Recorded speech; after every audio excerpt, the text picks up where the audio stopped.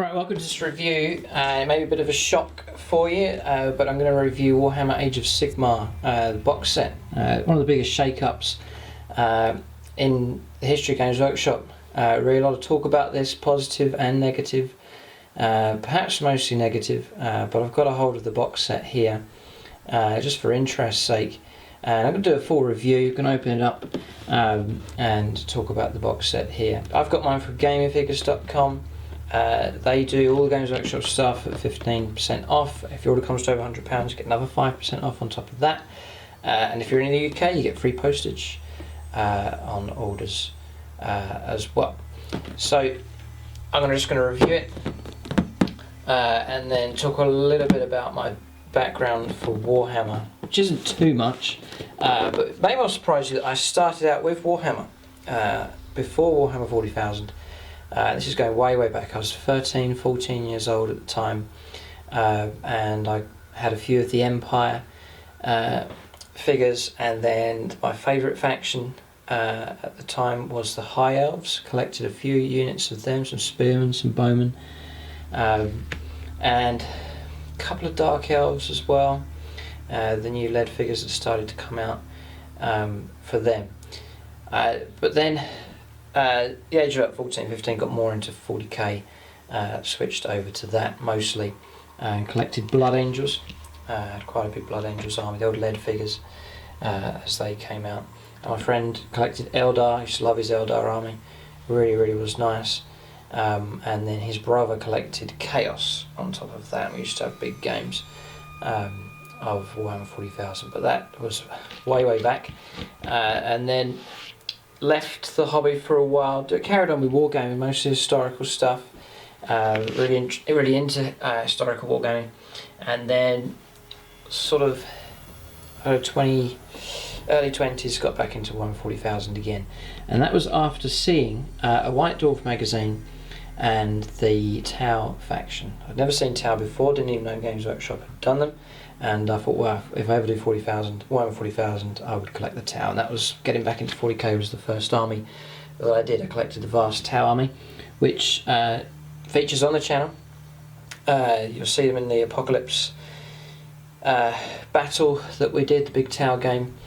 And then that army has been revamped, added in some orange and some more white to the colour scheme, and made them more battle hardened looking. As the new codex came out, but it was getting back into 40k and doing Tau is where I got back into Warhammer 40,000 and ended up doing this channel. But Warhammer has changed. I used to like Warhammer. I like the idea of units in blocks. You had a battle line. I used to love reading the old battle reports in White Dwarf. The armies lining up, facing each other. I loved the sort of the men at arms and the archers and the crossbowmen, that kind of feel to the armies. I really liked Wood Elves as one of the armies. Really liked the idea of them, and also the newer Empire models that came out, looking very nice. But then as I watched Warhammer, I noticed that there's the bigger and bigger monstrous creatures coming out, and more powerful with the sorcerers, and it just looked like it was going in the direction of who could get the biggest and the most powerful model, and the smaller units and blocks of infantry and cavalry seemed to have less and less of a significance in the game, and it put me off Warhammer. And it just seems that it wasn't as popular as Warhammer 40,000, and they were sort of going in a direction that didn't look too good. So what Games Workshop have done here, they've gone down a route here of Warhammer the Age of Sigmar, and apparently the rules are gearing more towards sort of heroic type miniatures with the stats and so on. It's focusing on particular weapons and capabilities of these heroes, so it's more of a hero based game, and a massive switch over from the square blocks and square bases, moving over into more of a Warhammer 40,000 style with these round bases. So it's created a lot of unease perhaps and unrest. What they've done though, they have transitioned over. You can use your old miniatures, and they've given you the stats for them, so you can bring them into this Age of Sigmar scenario. But sort of feel sorry for those that want to carry on doing the square sort of infantry blocks and fighting that way. Perhaps you're going to have to stick to the last edition and just play games that way. Perhaps leave it in the comment section if that is the case, whether tournaments and so on still carry on with the older edition, because Age of Sigmar is quite significantly different. To be honest, what I've heard from people that have got it and then started playing, they've actually enjoyed it. They're admitting the fact that it's a different style of play, but actually game-wise it's actually quite good fun. So we're going to have a look at this. Lovely artwork at the front, as to be expected, and then it's pretty good value for money. Getting some nice miniatures, a good spread, some heroes and characters, and then some larger ones there. So you've got Sigmar's Stormcast Eternals just on the left-hand side here, and the Chaos Tyrants that dominate the mortal realms just there. So Warhammer has moved on. It'll be interesting to see just how popular it becomes. So I'll open it up. These starter box sets are good value. So we've got the book here. I think the rules have been, from what I'm hearing, the rules have been simplified quite heavily. There's not much like depth to this really. And if this is all the rules that you need, most of it is on sort of the pictures and the background, and then there's some scenarios here, armies being showcased, so then you can see your armies being converted over onto these round bases. It still look alright. It does look okay. It's not too bad, I don't think, with the round bases. It's interesting. And here's your stat lines and abilities and so on. It looks quite straightforward. Pretty good. If you're playing this currently, then leave your feedback as to how simple this is. It'd be interesting to see. Compare it to Warhammer 40,000 and give some kind of indication.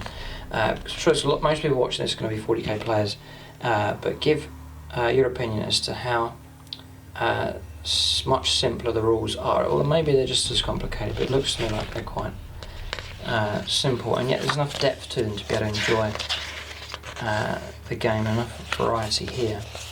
It is interesting that the miniatures are superb looking. They do look very, very nice indeed. There's another thing I'm wondering, and that is, can you, I'm sure people are doing it, taking these and crossing them over to Warhammer 40,000. Like, you can convert them over, have Chaos Cultists for example. Has anyone done that yet? Anyone done any combination where you turn these into Chaos Space Marines or Khorne Berserkers perhaps? You might be able to get away with it, a bit clever with some conversion work then, because the sculpting here is incredible. So there is interest here, even just for the sake of doing using these for conversions. So that's really a showcase book, and it's got your stat lines there for the units. There's your measuring sticks will seem okay, just that you can get started straight away. A block of bases of various sizes, and then we're getting into the kits. I'll try and zoom into these and you can have a good look at what they look like. Right, so just zooming in at the first sprue there. These ones here are the prosecutors. Quite bizarre looking, but the sculpting's quite incredible on these. Very nice. And then actually on the other side, with this sprue here, just looking them up, on the war scroll here, they are Blood Reavers, and yeah, they are very nice looking. Excellent sculpting. I'm just going to flip them around. Yeah, look at this guy here. Very nice.